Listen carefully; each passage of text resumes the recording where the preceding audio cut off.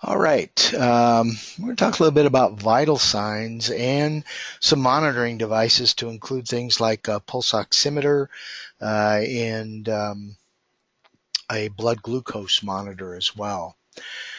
Um, Now, the importance of vital signs is that the outward signs of what's going on inside the body, things that we can measure that tells us just what's going on inside the body. It helps us identify important conditions or trends in the patient's condition, like it helps us identify if the patient's problem breathing is getting better or worse, or if their shock is getting worse or better as well. Uh, Pretty much we get a full set of vitals on most every EMS patient. Now, obviously, a patient in cardiac arrest is not going to have a blood pressure, they're not going to have a pulse rate, and they're not going to be breathing, but we do assess those things. We may not record numbers, but we do assess those. The patient severity and treatment priorities may prevent you from getting a full set of vitals as well. Um, there are patients that based on a problem with their airway or based on a problem with their breathing, that you may not get out of the ABCs before you get the patient to the hospital, in which case you're not going to have a full set of vitals to know what's going on. Vital signs include pulse, respiration, skin color, temperature, and condition, and in some, capillary refill, and we'll discuss that. They include pupils, blood pressure. Some would also advocate perhaps pulse oximetry, blood glucose, and the assessment of pain as a vital sign. Baseline vitals are the first set of vitals that you get, and that gives you a base, that gives you something to trend off of, so that you can see whether your patient is getting better, worse, or staying the same. Repeat vital signs will give us that trending that we want to look for to know whether or not our treatment is effective or our patient's condition is improving or getting worse. Now, a pulse is a palpable pressure of the heart beating, and it's caused as blood moves through the artery in waves. And we can feel a pulse when we place our fingertips over an artery where it comes in close contact with a bone. Now, in conscious patients, the normal place that we assess for pulses is the radial artery found on the thumb side of the wrist. You want to palpate that for a full 30 seconds. Count the number of pulses that you feel in 30 seconds and take that times 2, and that would give you their pulse rate, or the number of heartbeats in 1 minute. Now, the normal rate for adult at rest is somewhere between 60 and 100 beats per minute. Tachycardia is anything above 100 beats, and bradycardia is anything below 60 beats. Now, rates less than 60 beats can be problematic if that's not normal for them. You've got well-conditioned athletes who may have heart rates in the high 40s, low 50s, and that's normal for them. But with others, a heart rate of high 40s, low 50s, they wouldn't be pumping enough blood in a minute to keep their blood pressure up and would be in shock. Same thing holds true with really fast heart rates. Most of us can tolerate a tachycardia of 130, 140, but when we start getting above rates above 160 beats per minute, and there are patients because of certain medical conditions that may have heart rates in the 240s or the 280s, and in those particular situations, they're not going to stay alive very long, because the faster your heart beats, the less time the ventricles have to fill up with blood. And the faster it beats, you move less blood, your blood pressure drops, and it causes problems. So, as I'd mentioned, heart rates above 120, heart rates less than 50 should be considered a serious finding. Unless it's normal for a person to have a heart rate less than 50, and there are some people out there like that.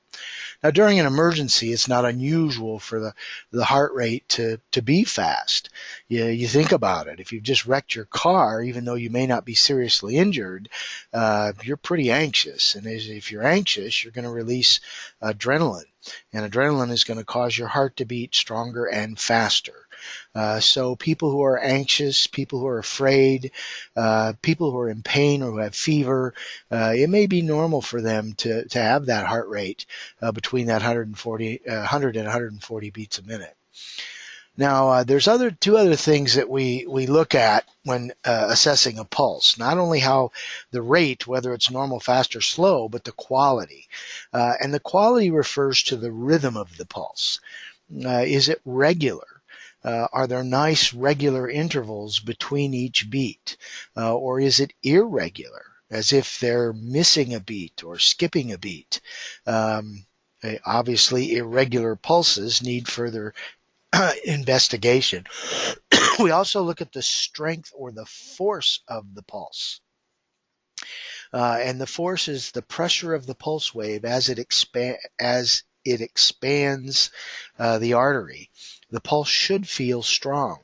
A pulse that is weak or thin is referred to as thready, difficult to palpate, and that may be an indication of blood pressure or overall function of the heart. The most common pulse location, as I mentioned, is the radial artery. It's used in patients 1 year and older. It's found at the wrist on the thumb side. And you want to use your fingers to palpate for the radial pulse, not your thumb, because your thumb has a pulse of its own. In smaller children, we use the brachial artery, which is found on the inside of the upper arm. And here's a picture of palpating the brachial artery in an infant. The carotid artery is felt along the large carotid artery on either side of the neck. Place your fingers on the Adam's apple or the center of the throat. Slide them to your side into the first fold of muscle, and in that fold lies the carotid artery. When we assess a pulse, we want to count the pulsations for 30 seconds and take it times 2.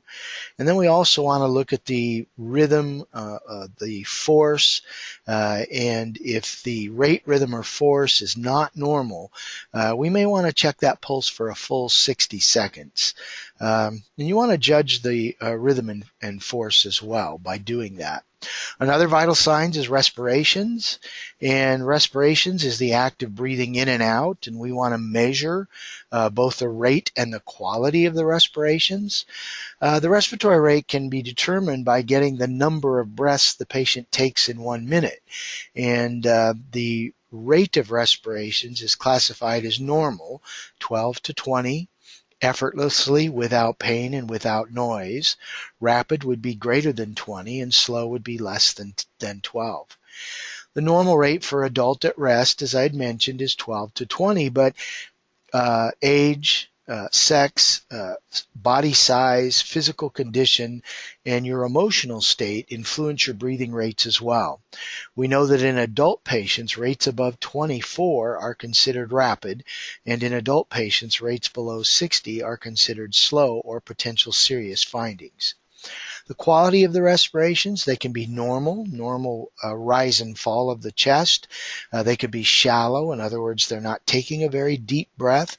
They could be labored, indicating that they are taking a really deep breath.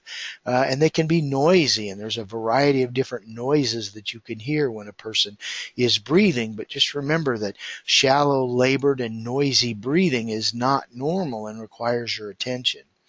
To assess the respiratory rhythm, you're going to count the respirations after assessing the pulse rate. You want to count the number of breaths taken over 30 seconds, multiply it by 2, but you're also looking at the quality and the rhythm of the respirations while you're counting them. Normal breathing is difficult to assess because normal breathing is hard to see. You really have to focus on looking at the chest rise and fall to know that a person is breathing normally.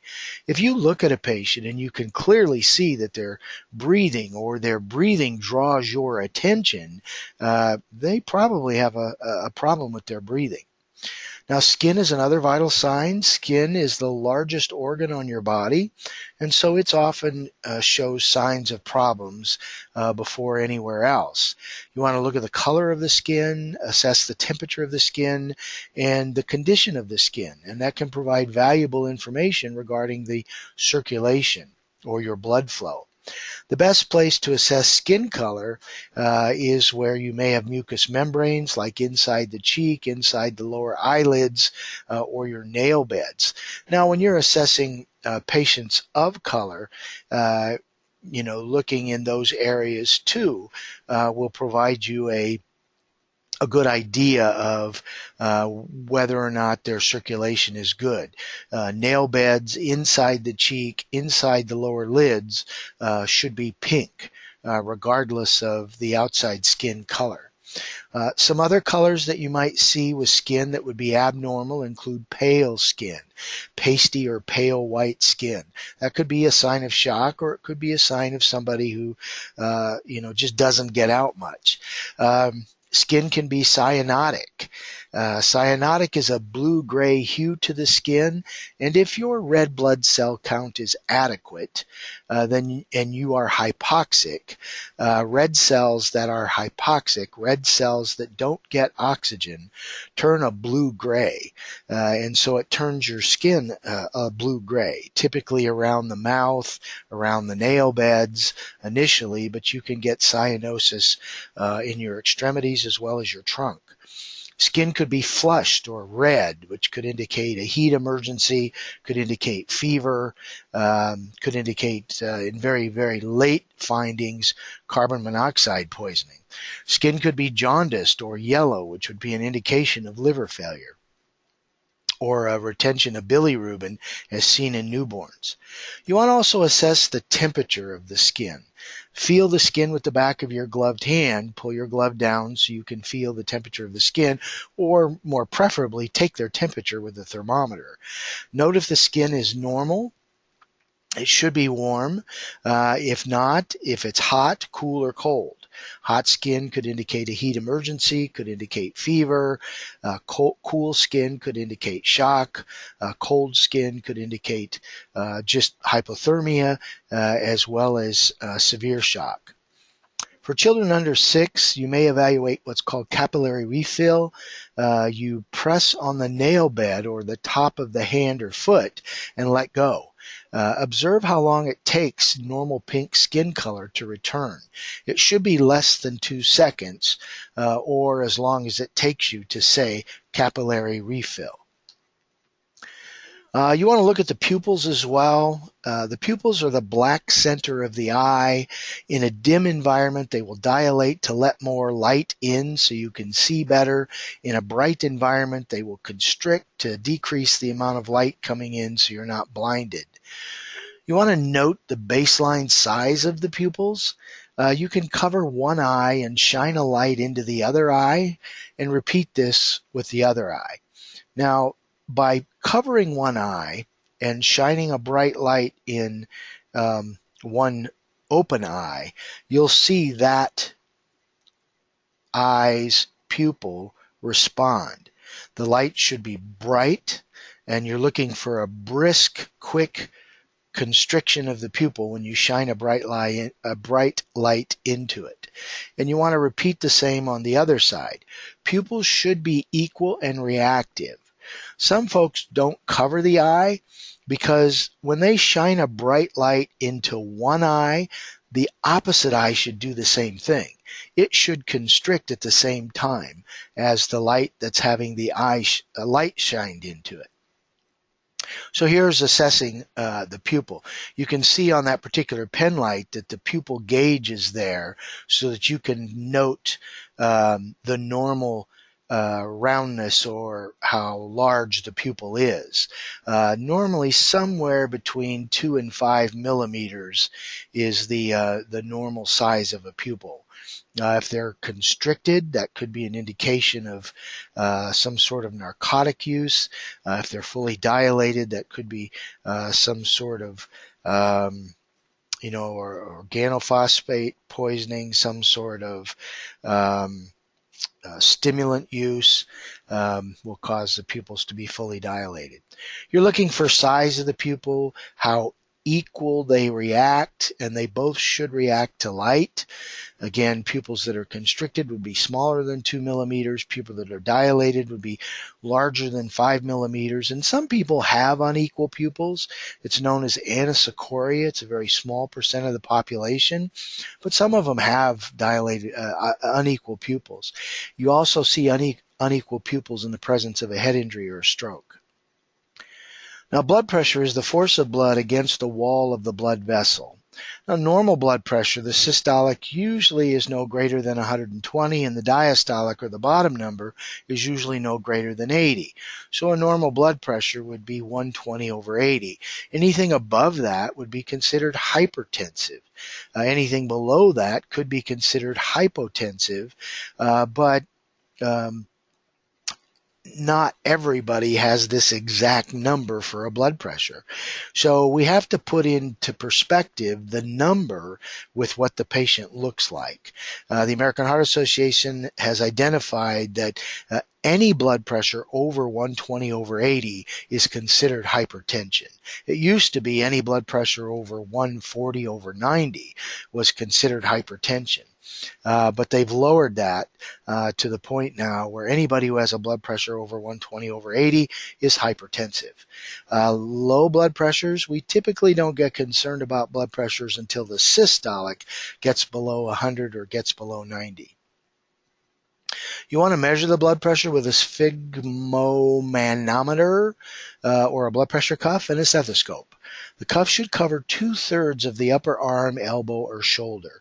So here's an example of a properly sized blood pressure cuff, and you can see that it's above the fold in the elbow, and that the arrow where it says left arm, that arrow should be placed over an artery, and that's where you should place your stethoscope as well in order to hear the blood pressure.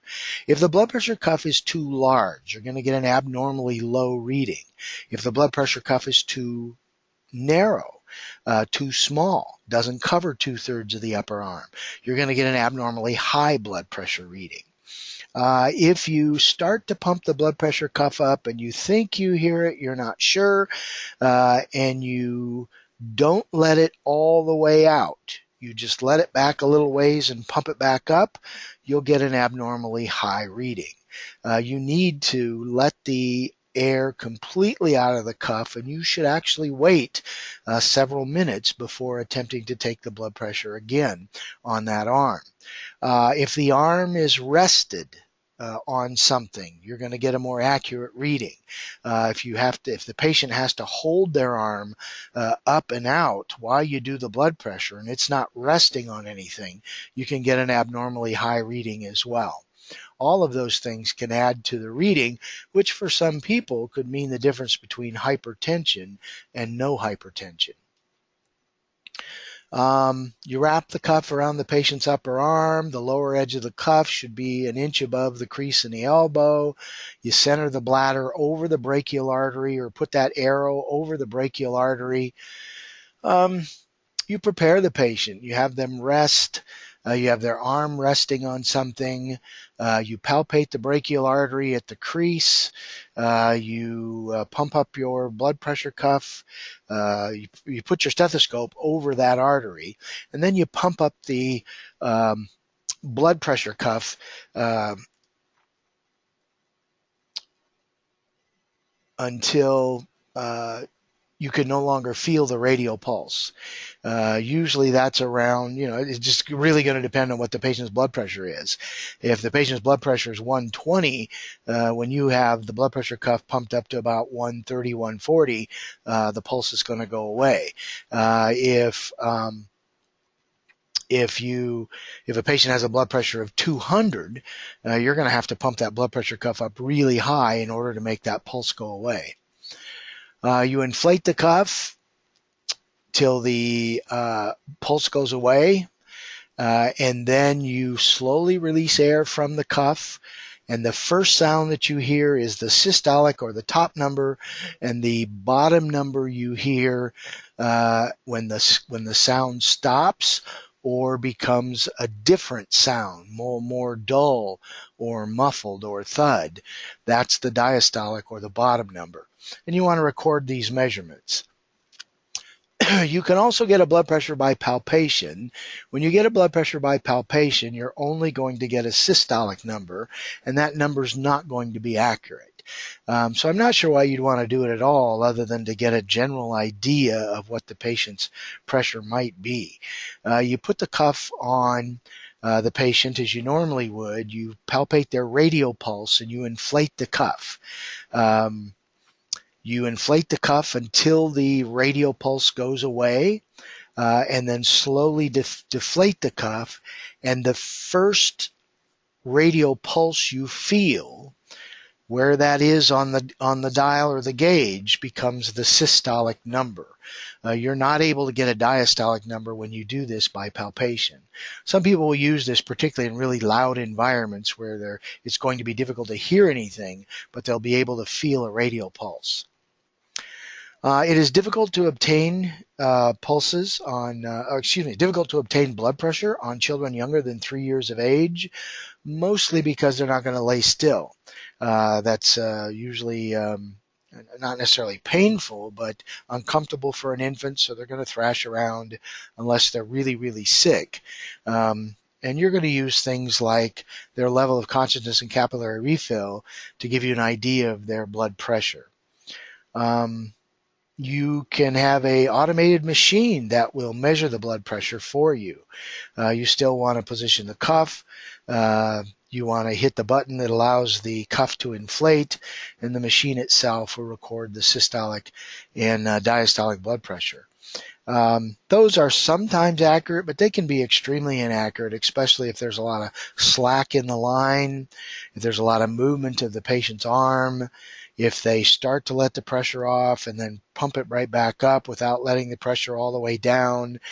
So they can be inaccurate as well. Temperature, your body has to maintain a very narrow temperature in order to function. Normal body temperature is 98.6 Fahrenheit, and the core temperature reflects the level of heat inside your trunk, and that needs to be around 98.6. It depends on the time of day. As to what your temperature is, your activity level. The more active you are, the higher your temperature is going to be. Your age and sex, because time of day and sex does affect body temperature as well. And it also is affected by where you measure it. If you get a forehead temperature versus a oral temperature versus an axillary temperature, a temporal temperature, or a rectal temperature. Now here they're getting an oral temperature with an oral thermometer. And again, this is something that everybody should consider having if they don't, is a thermometer so that they can get a more accurate temperature. Pulse oximetry, we're able to measure the saturation of oxygen using a pulse oximeter to an extent.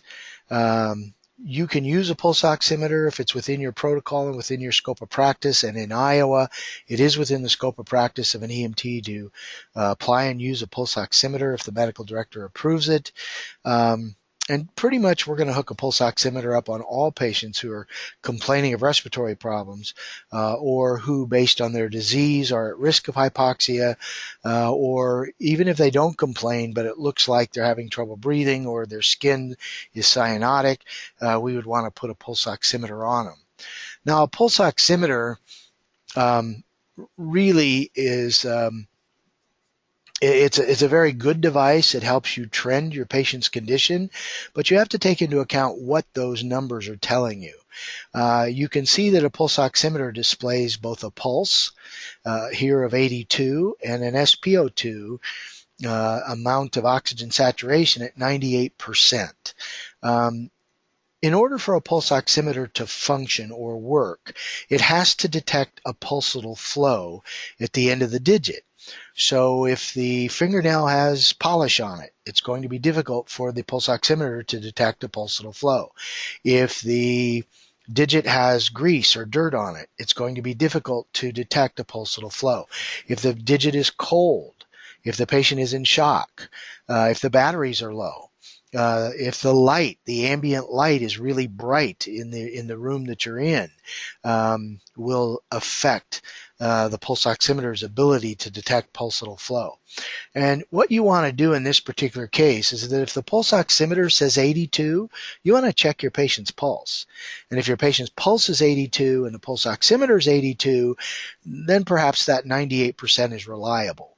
But all that 98% tells me is that 98% of the hemoglobin I have is saturated with a gas. It doesn't tell me what the gas is. It could be carbon monoxide. It could be oxygen. but we don't know because a pulse oximetry doesn't differentiate gas. Obviously, if the patient is alert, awake, oriented, not short of breath, and we see a pulse oximetry of 98%, we have to assume the 98% is oxygen saturation and not carbon monoxide. Now, they do make CO oximeters so that you can measure carbon monoxide levels in patients. They make monitors that will measure both oxygen and carbon monoxide and methemoglobin. So there's a variety of different devices that are out there. But just understand what that's telling you. It doesn't tell you how many red cells you have. So if a person is anemic, if a person is lacking red cells, or if a person has hemorrhaged and has lost a significant number of red cells, they may get a 98%, telling you that 98% of the hemoglobin they have is saturated with a gas. But if they only have half the normal amount of hemoglobin, they can still be significantly hypoxic even though the pulse oximetry is normal. Normal pulse ox is 96 to 100%. They're said to be hypoxic if the pulse ox is between 91 and 95, and they're said to be significant or moderate hypoxia when SATs are less than 90%. Severe hypoxia when SATs are less than 85%. Now remember, in patients with chronic obstructive pulmonary disease like emphysema, they normally have low pulse oximetry levels. So they may have a 91 or 92%, and that's just as good as they get because of their disease. Again, the accuracy of the pulse oximetry reading can be affected by shock, hypothermia, carbon monoxide, other poisonings, excessive movement, nail polish, anemia, dirt or grease, batteries in the device. The other thing that we can use to measure vital signs or to monitor is a blood glucose meter, and that measures the quantity of glucose in the bloodstream, and it can help identify diabetic emergencies, either sugars that are too high or sugars that are too low. Here is an example of a blood glucose monitor where you have strips that go into the machine and you have lancets or a poker or prick that pricks the finger. You want to wipe the finger off with alcohol to remove any sugars or anything that may affect the blood glucose reading. You want to prick the finger. You want to wipe away the first drop of blood and use the second drop of blood on the strip. Now, most strips, you don't put the drop on the strip. You bring the drop to the strip, and the strip sucks the blood down inside where it can be measured. Often just putting a drop of blood on the strip, on top of the strip, doesn't necessarily work. So bring the blood droplet to the tip of the strip and allow it to be absorbed into the strip where it can get a reading. You have to have permission in Iowa from your medical director as an EMT to use a blood glucose monitor, and the monitors have to be calibrated and stored based on the manufacturer's recommendation. Most of them are calibrated based on the strip that you use. When you turn your blood glucometer on, it'll say 25, and you look at your strip to see that the calibration code is 25. And if the strip is 25 and the device is 25, then you know you're using the right strips for that device. Using the wrong strips for that device could give you an inaccurate reading. You want to prepare the device, the test strip, and the lancet, clean the patient's finger, perform the stick, apply the blood to the test strip, and then let the blood glucose meter provide you a reading. Normal blood glucoses are 70 to 110. So anything less than 60 we consider hypoglycemia, and anything greater than 120 we consider hyperglycemia. And when we get into the discussion on diabetes, you certainly will be able to understand better what sort of problems a person will have if their blood glucose is low, as well as what sort of problems a person will have if their blood glucose is high. Now, age is one of the most important factors in determining the normal blood glucose range in children. Infants and children have faster pulse rates. Well, age is one of the most important factors in determining the normal range of their vital signs. The younger they are, the faster their pulse rates are. The younger they are, the faster their respiratory rates are. The younger they are, the lower their blood pressures are. So we do have to keep that in mind is, what is a normal blood pressure? What is a normal pulse rate? What is a normal respiratory rate in children? And rather than trying to remember that, you can use things like length-based color-coded tapes, PD wheels. You can have cheat sheets or charts in your protocol book or in your truck or on a flip chart you carry in your pocket that has pediatric vital signs on there so that you have a general idea of what normal pediatric vital signs are. All right, so that ends our discussion on vital signs and monitoring devices. If you have any questions, you know how to get a hold of me.